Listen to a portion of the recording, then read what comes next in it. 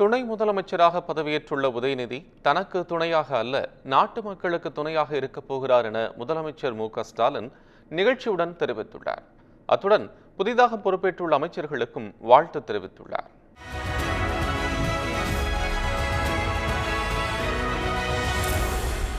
இதுகுறித்து முதலமைச்சர் வெளியிட்டுள்ள அறிக்கையில், தனக்கு வழங்கப்பட்ட விளையாட்டுத் துறையின் மூலம் இந்தியாவின் கவனத்தை மட்டுமல்ல, உலகின் கவனத்தையும் உதயநிதி ஈர்த்தார் என புகழாரம் சூட்டியுள்ளார். கட்சி மற்றும் தமிழ்நாட்டின் வளர்ச்சிக்கும் கூடுதலாக உழைக்க வேண்டும் என்பதை மனதில் வைத்தே துணை முதலமைச்சர் பொறுப்பு வழங்கப்பட்டுள்ளதாகவும், உதயநிதி தனக்கு துணையாக அல்ல, நாட்டு மக்களுக்கு துணையாக இருக்கப் போகிறார் எனவும் முதலமைச்சர் கூறியுள்ளார்.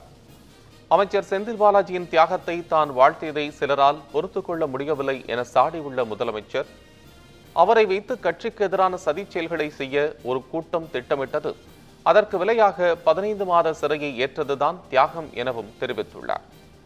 அத்துடன் ஆவடி நாசர், கோவி செடியன், சேலம் ராஜேந்திரன் ஆகியோருக்கும் முதலமைச்சர் மு.க.ஸ்டாலின் வாழ்த்து தெரிவித்துள்ளார். தங்களின் கடந்த கால உழைப்பையும் நிகழ்கால திறனையும் மனதில் வைத்து இப்பொறுப்புகளை ஒப்படைத்துள்ளேன் எனவும், எந்த விமர்சனங்களுக்கும் ஆளாகாமல் அத்துறையின் மூலம் மாநிலத்தை வளப்படுத்த வேண்டும் எனவும் அறிவுறுத்தியுள்ளார்.